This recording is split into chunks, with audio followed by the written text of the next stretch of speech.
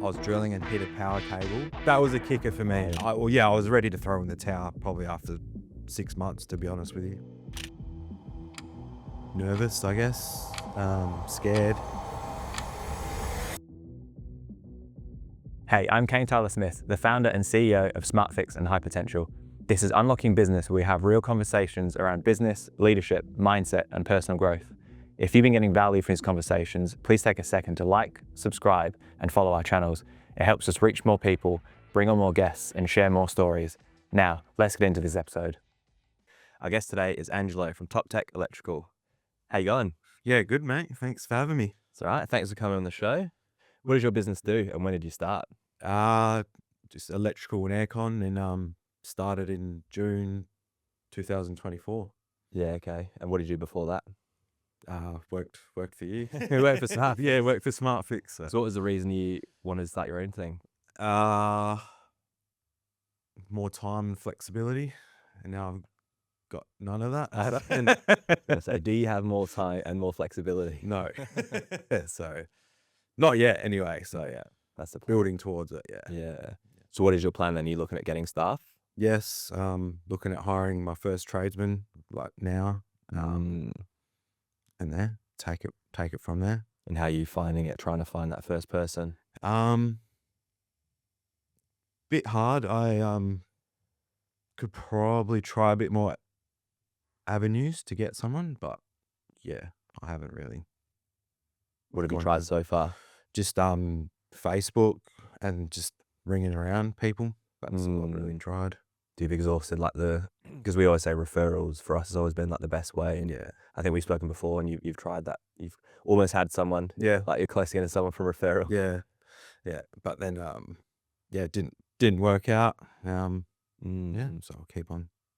Yeah, hopefully Seek works. Like obviously we're looking for 2 electricians at the same time, and obviously we've spoken beforehand, but we did actually manage to get a sort of referral, like a guy that left a while ago, and then we managed to get him to come back, and we did get one from Seek. So hopefully if we get some more through Seek, we can try and help you out. Yeah, no, sweet. Yeah. So when, I think you worked for us, was it 2 years?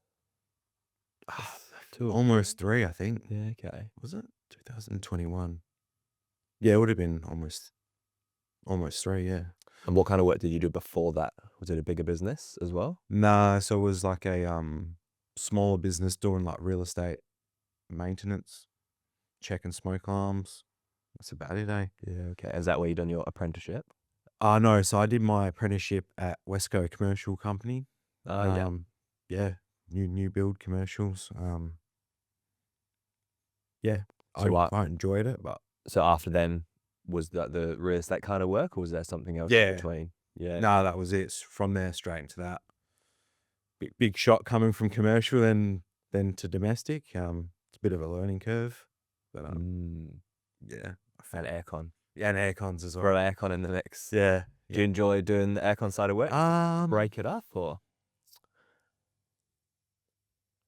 I don't know. So it's funny because like all through summer you are doing aircons, and it's like I don't know if I enjoy it as much as electrical, but like yeah, I don't know. During summer, when you're hot and sweating, you're doing them day in day out. It can get a bit repetitive. So hot. yeah, a bit hot. So It's a shame that it's not like a consistent throughout the year, so you can do a bit in both. It's like aircon, then there's no aircon. Yeah.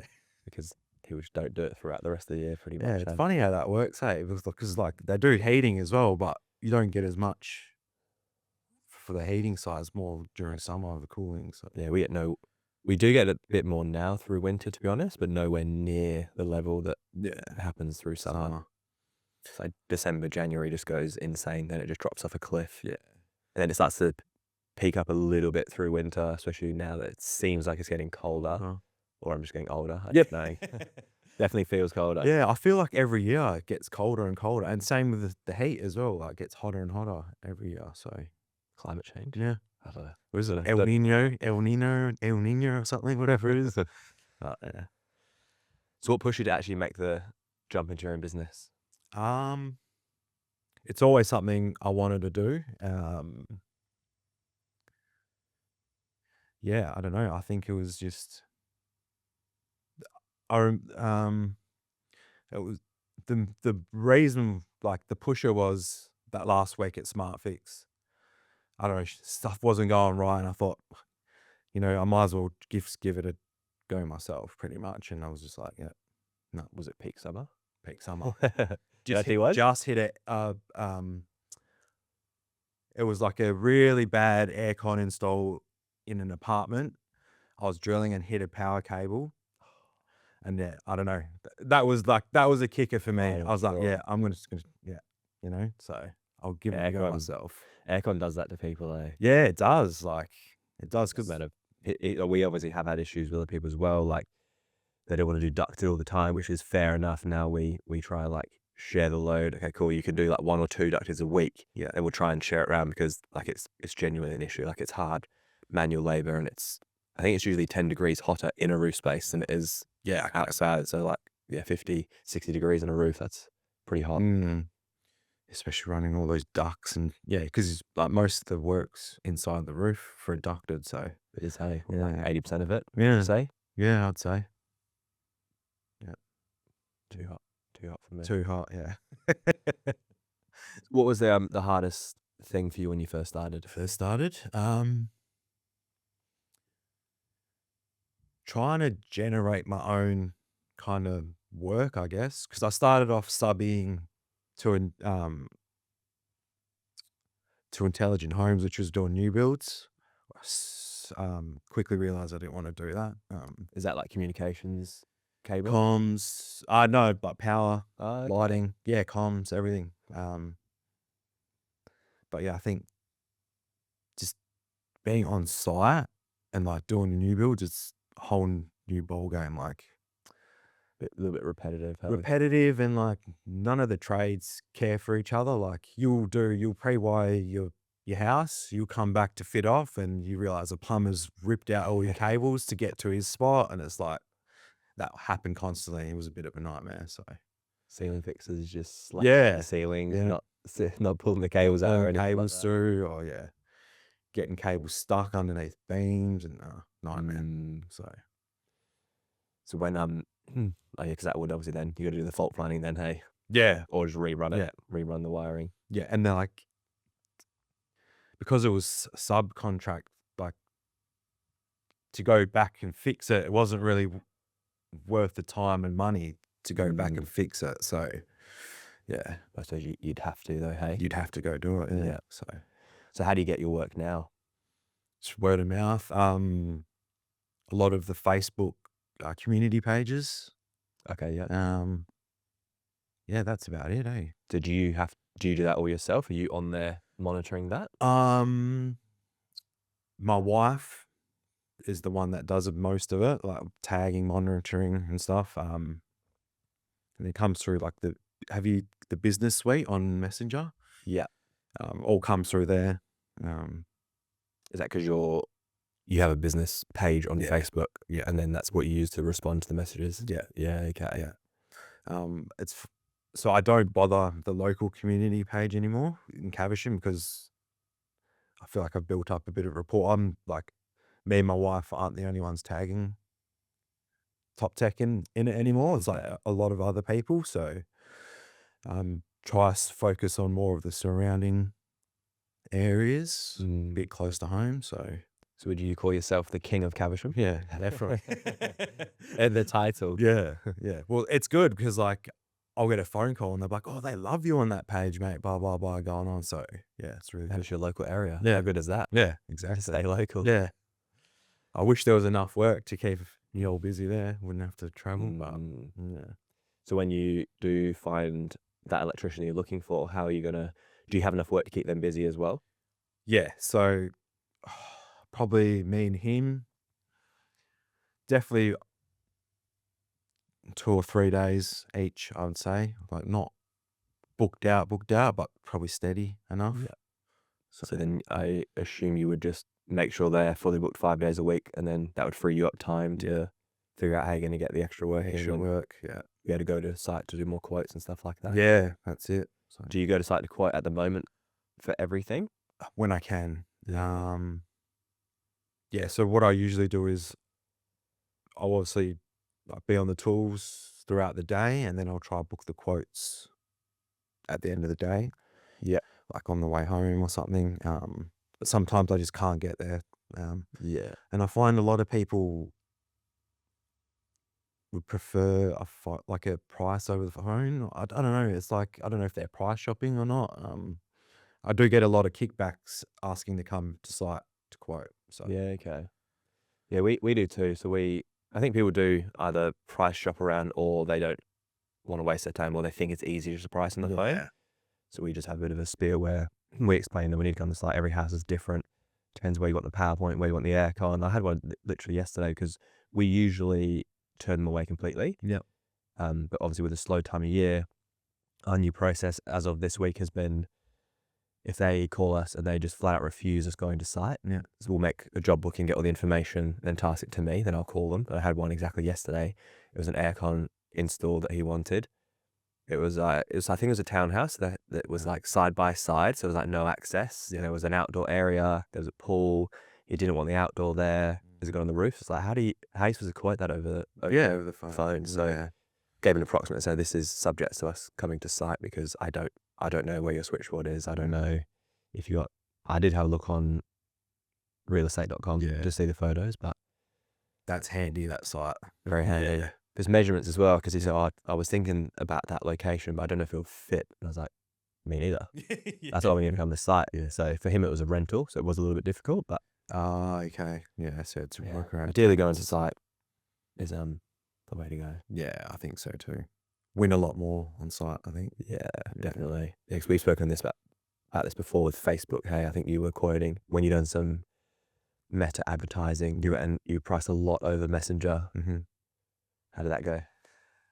It's funny because that was the second time I've used the meta ads. So I don't know what happens. The first like 2 weeks, get good consistent leads, and then it just drops off. Like, I don't know. Like, yeah, like you said, they'll message, oh, how much would it be for a PowerPoint? You tell them a price, and then that's it. You'll follow up, and they won't reply to you. So I feel like worked really good for like the first 2 weeks, and then just dropped off. I just had a thought then. Always sounds like marketplace where like, is this item still available? That's exactly what it's like. Disappeared off the face of the earth. Yes, That's so annoying. yeah, it is. So yeah. I think I don't know. I think it's bot. I think bots doing it or something. But I don't understand like what Yeah, maybe. the outcome is supposed to be. Yeah, it's a bit strange. So, but then I was talking to I do PowerPoints for an appliance guy who did like installs dishwashers, and does a lot of meta ads, and he gets a lot come through. Yeah. So I don't know if it's got something to do with his little niche market of dishwasher installs. It might be a bit different compared to like electrical work. So Maybe it's a little secret. yeah, that's it. It's how to deal with them. Yeah, How to deal with the leads. yeah. Was there ever a moment where you thought it wasn't going to work having your own business?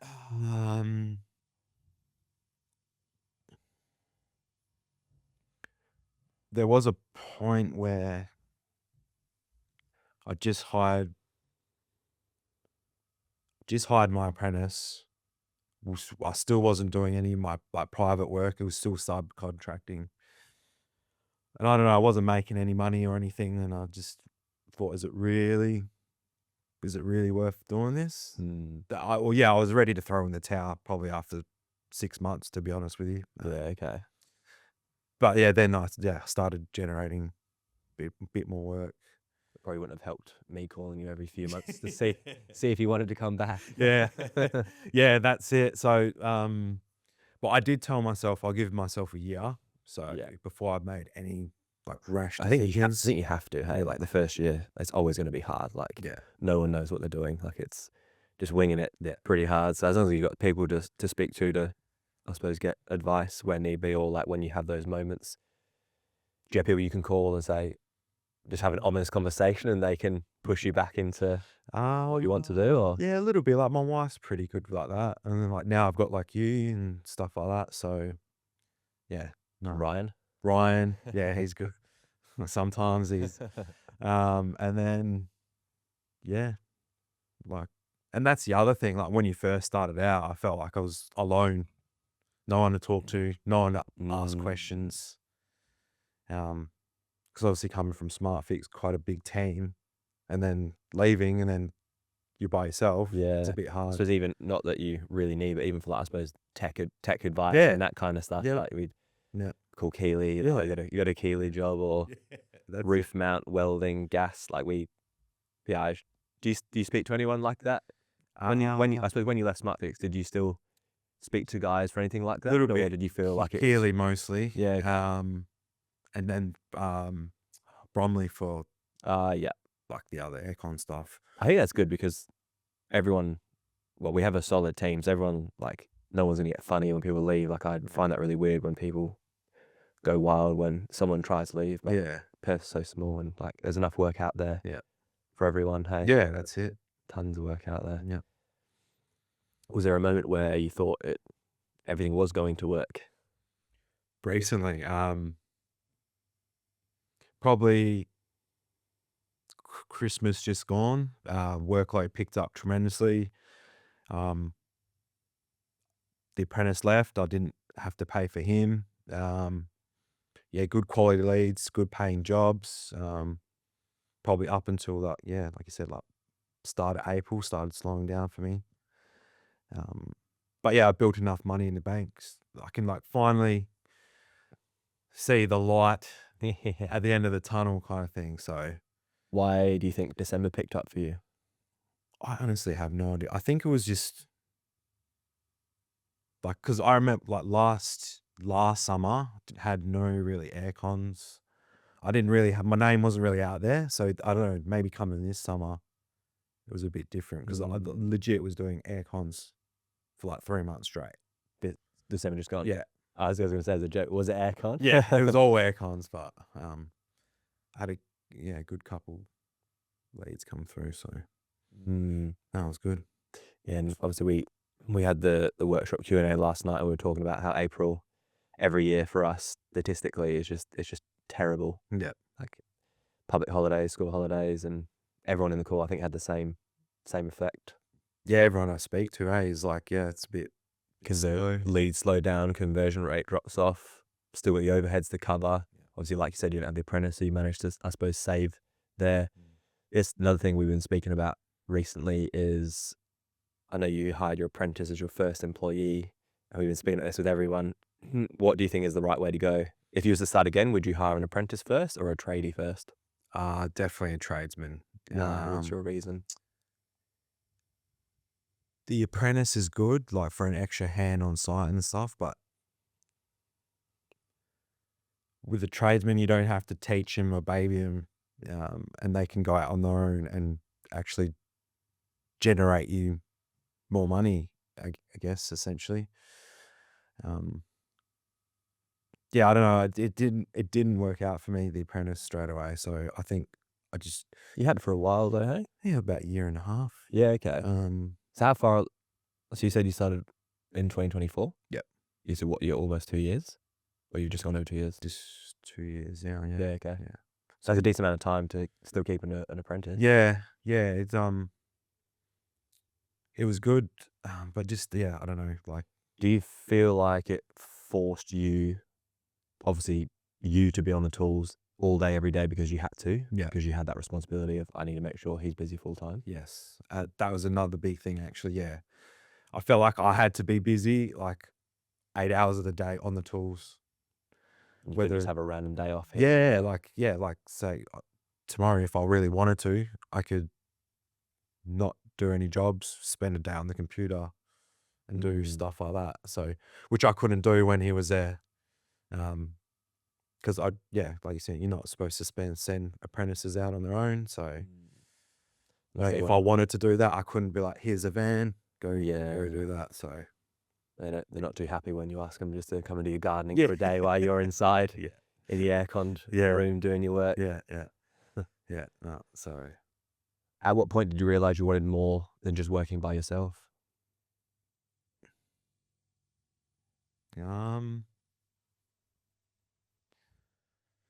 I noticed, I knew from the beginning that I didn't want to work by myself. Hence why I hired the apprentice. But then again, then I hired him, and I think that was a bad idea. And then now I'm by myself now. I realized it was a good idea. And then obviously now trying to find the tradesman, help out a bit more. So other than being able to find someone, is there anything else that is holding you back from hiring that tradie? Probably myself, nervous, I guess, scared, but I shouldn't be scared because, I mean, like, what's the worst that could happen? I mean, I've already got a car for him. It's not like I'm forking out like hundreds of dollars, thousands of dollars to, get on the road. But yeah, it's probably mainly myself. I think I'm a bit scared, but yeah. So if someone applied today and they seemed good, what would you do? I'd give it a shot. I think, yeah, I was scared, but I think now I'm at that point where I need to do it just to see how it goes. Then you got a van. Yeah, yeah, that's it. Hopefully get a new van Yeah, in the next couple of weeks, hey? yeah. Hopefully, well, it was meant to be this week, so Come on, Toyota. yeah. Wait, Bring the goods in. yeah, that's it. So yeah, once that comes in, need to try to find someone. So Stock the van up, and then you'll go into the new van, and you're gonna keep your ute potentially for the Yeah. tradie. yeah, so yeah, like you said, I got to buy all new ladders, all new. Actually, if you need ladders, let me know. You got ladders? Got tons. Yeah, okay. Hook you up. Yeah. So yeah, ladders, Roller cases. roll. them as well. Oh, okay, sweet. What else done? And like testing. Do you kit the vans out with any testing equipment? That's or- pretty much the only main tool we do supply for Sparkies is a testing, like a metal or something, because they are like $2 to $3 grand, Yeah. I think, for a good one. And most guys don't. Everyone should have their own tools, but yeah, that's the one thing that for some reason no one ever has their own. So we do supply them. Yeah. And then you got to recalibrate them and service them every so often. So Yeah.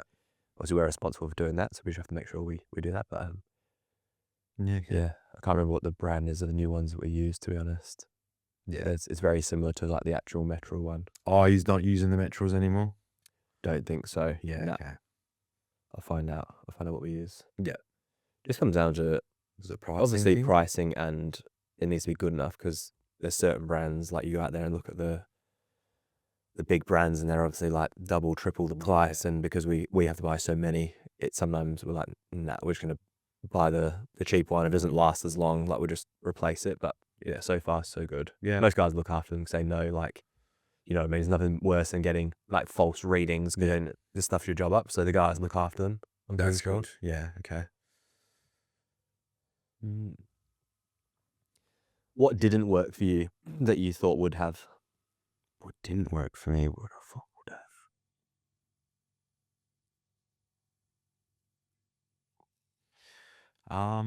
So when I first started out, I was trying to go down the real estate avenue, which didn't work out for me. I thought it would be easy as picking up the phone, ringing around every real estate agent in Perth. I reckon every single person that starts on their own thinks the same, Yeah. does the same. So I think real estate just get absolutely blasted. Yeah. Didn't work out. The main issue was trying to get past the receptionist to try to actually speak to like a actual property manager or something like that. Because at the start, I'd be like, yeah, I'd leave my details with the receptionist, and wasn't getting anywhere. And then I'd try get to the next step, actually speaking to a property manager. I'd even go into the real estates and try and introduce myself, but it never really got anywhere.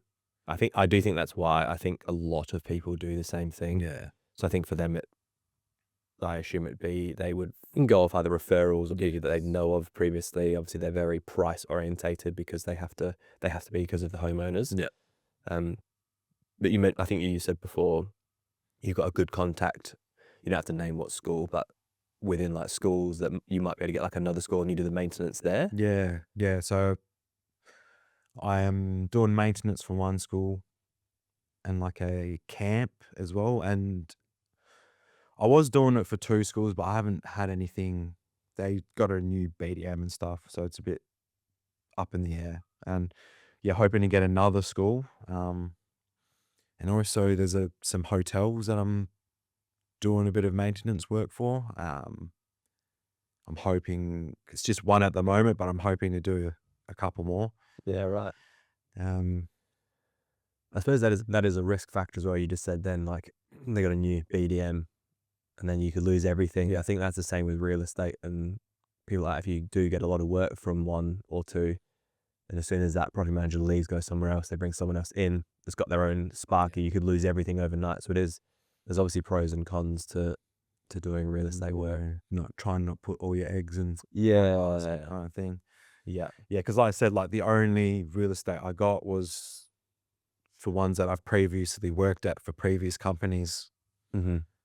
that I've had a relationship with before. So Mm. yeah, that's yeah, that didn't work out for me. But Do you feel like you have to charge less when you do the real estate work? yes, I feel like it's very competitive on pricing. I think, again, the same reason. I think they get so many people approach them. They have like the pick of the price pretty much. Yeah, and they always go for the lowest price, I think. Yeah.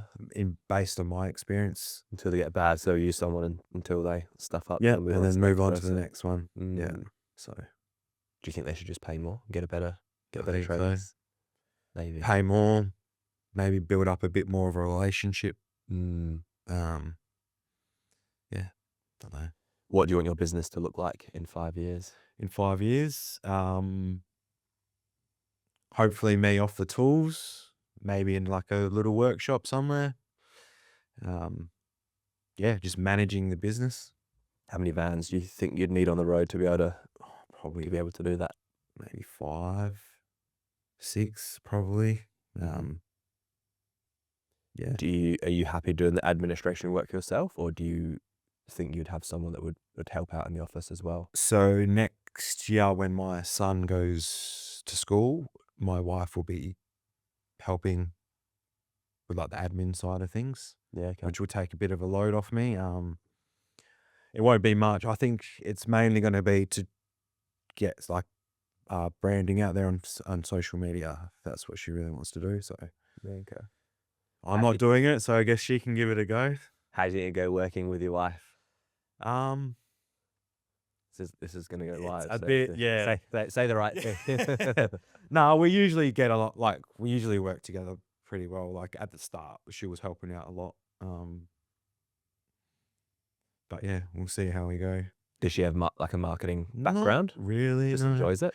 But she's thinking of actually doing like a marketing course. Yeah, okay. So, which will hopefully help the business.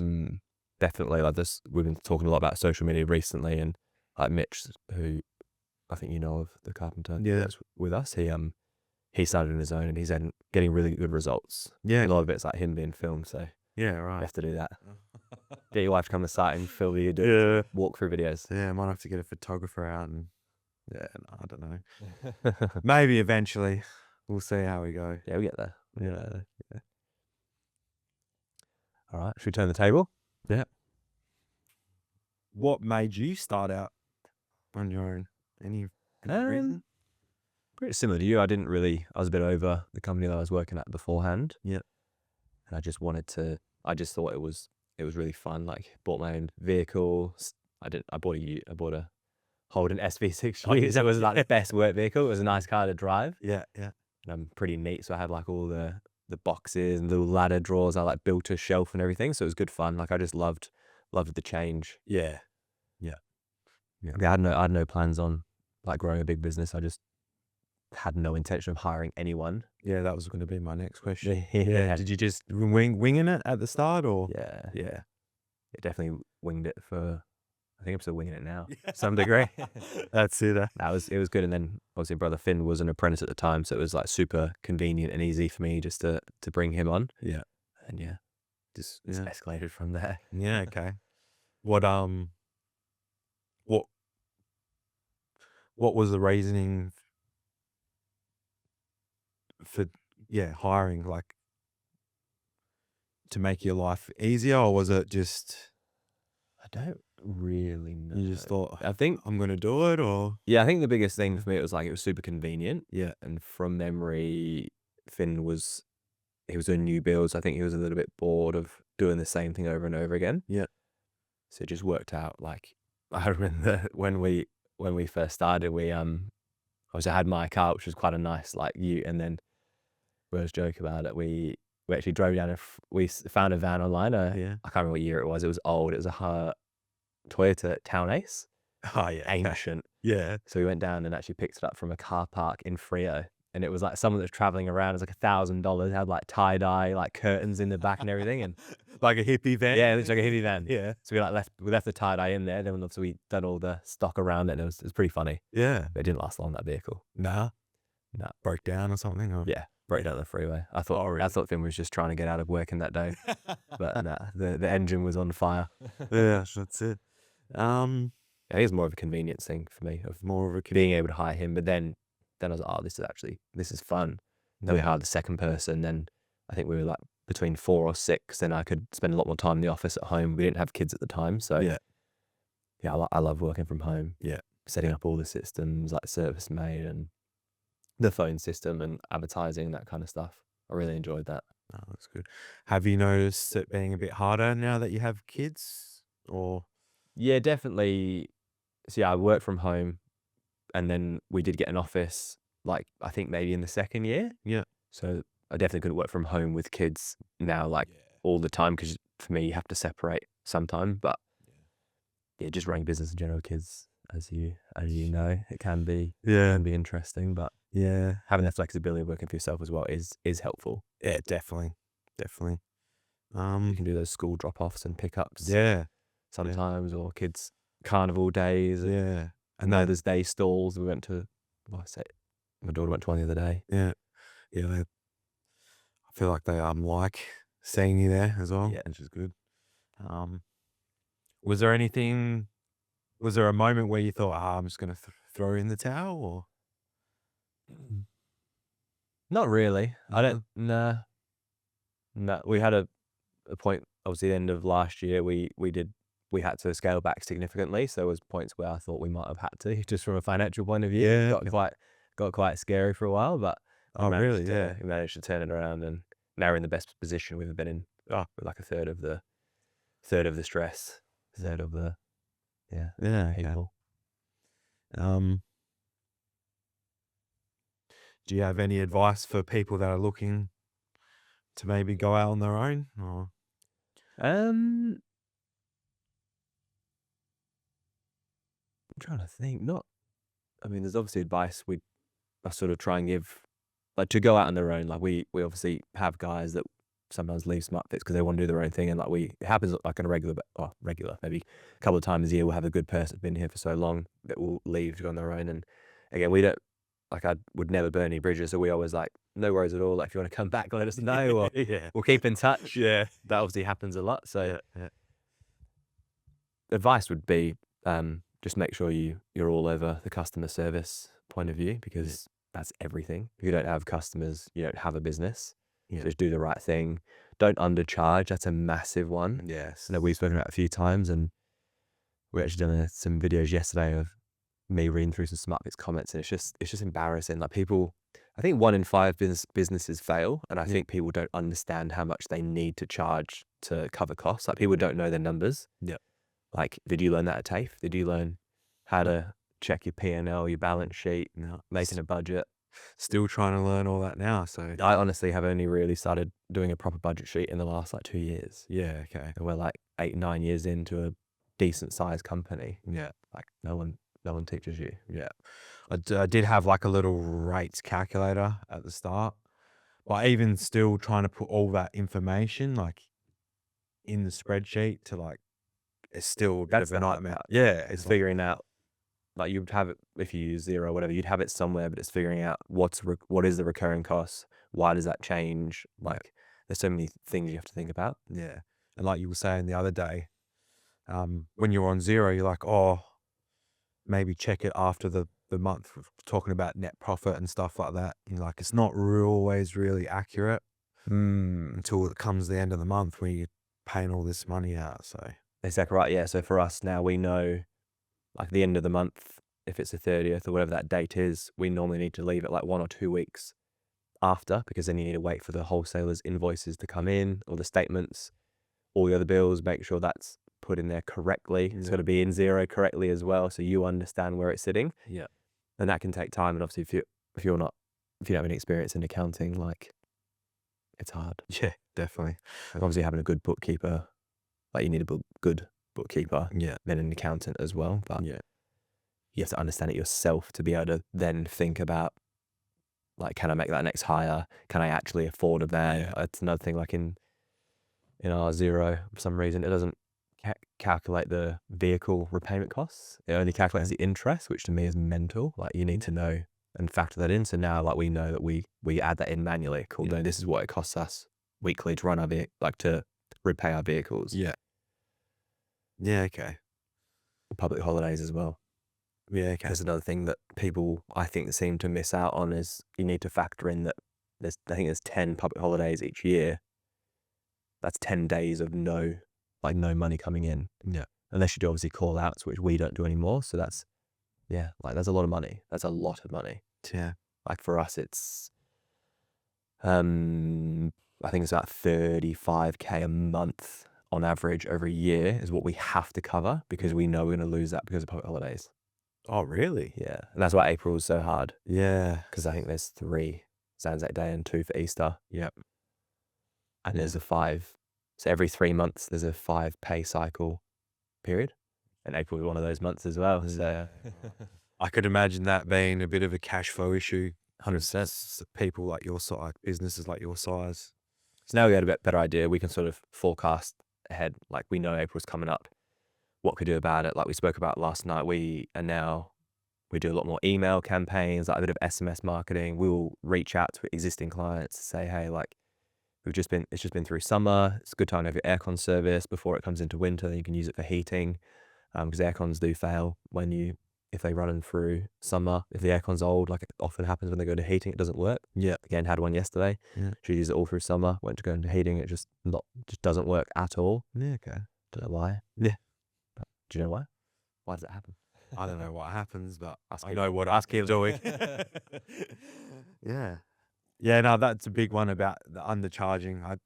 That when I had no idea at the start what to charge or anything, so I was just kind of winging it.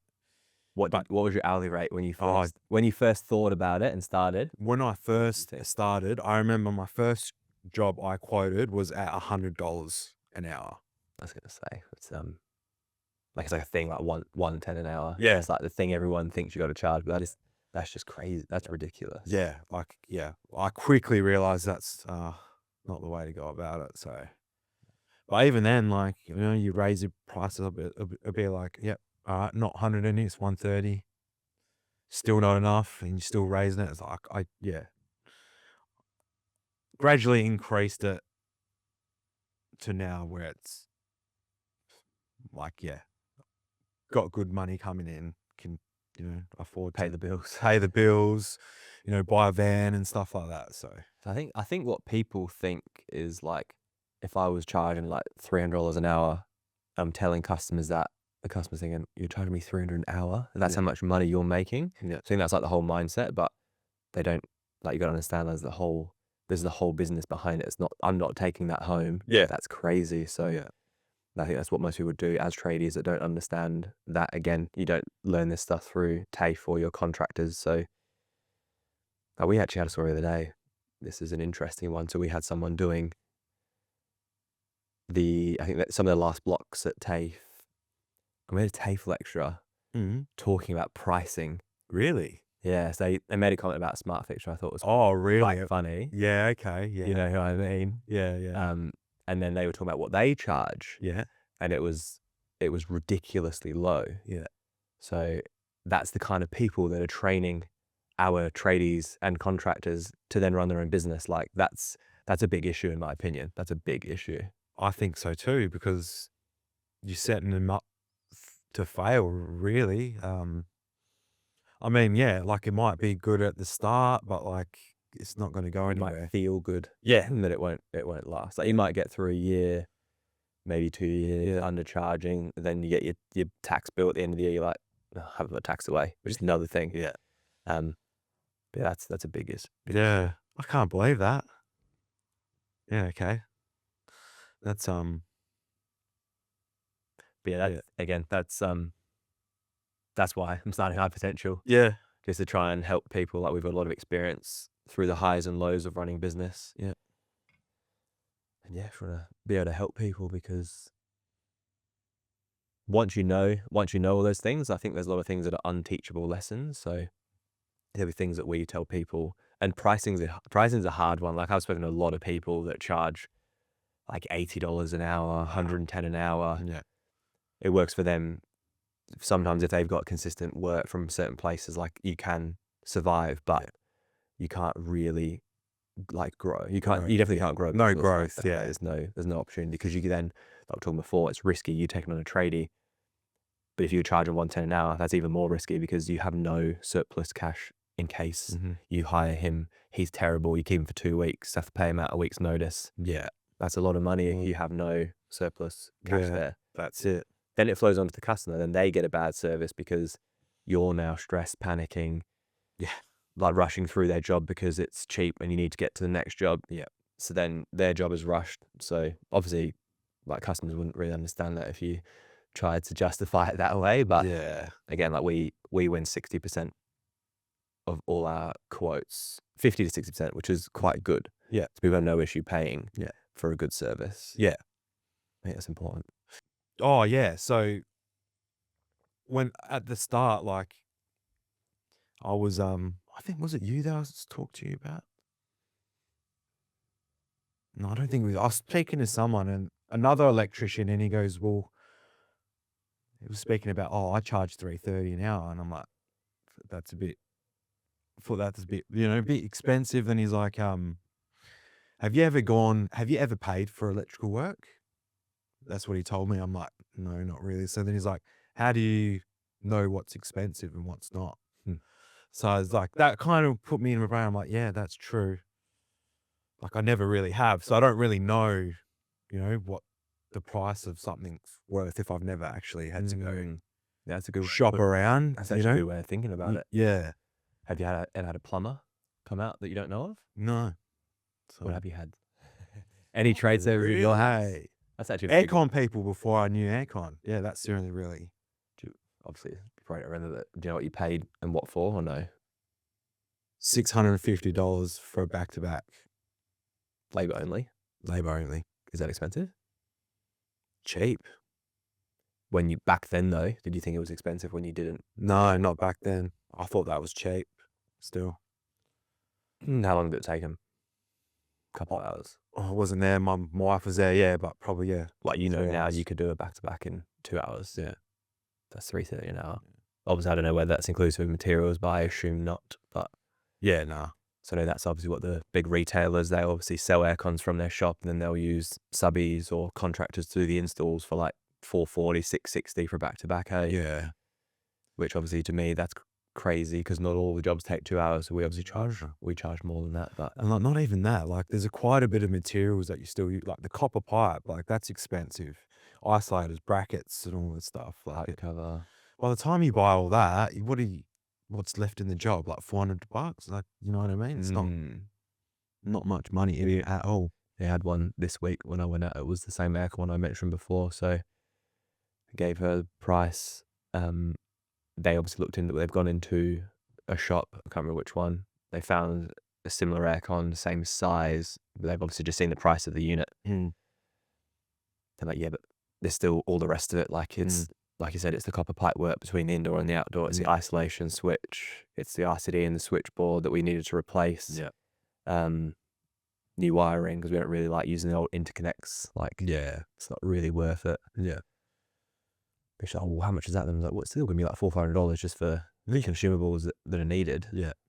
And then, yeah, if we install that aircon that you've supplied and it stops working in 2 months' time, like, then what? Like, obviously, yeah, we will go out there and check it and test it. If the aircon's got an issue, then if we supply the unit, which yes, we do have markup on, like we deal with that whole process. You've got the warranty, like our workmanship guarantee. Whereas if they buy their own, then they come to us. Like, I don't know, you need to like deal with warranty. Like, no, you bought the unit. That's why we have markup on that unit, because we know like that happens. Yeah, you have these issues. Yeah, true. That's like disposing of their old unit as well. Like, you can't just let the gas out of the atmosphere. You got to do it properly. Like, that's time. That's drive it to the scrap yard. Yeah. I don't know. Do you get scrap anymore for little units? Like a split system? Oh yeah, it's not much though. $20. I don't personally do it anymore because I don't have the room at my place anymore. What, you try and leave them on site? I'll literally after that job, I'll either take them to whatever's closest. If the recycling center's close, I'll take them straight to there. Yeah, I'm not keeping them. Money. I'm literally stocking it in your garage. Yeah, I'm literally getting rid of them straight away because I don't have.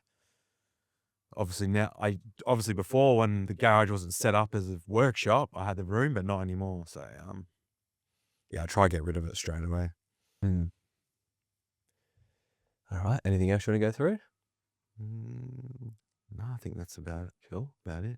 And wrap it up. Yeah. Where can people find you online? Have you got socials or a website? I've got a website.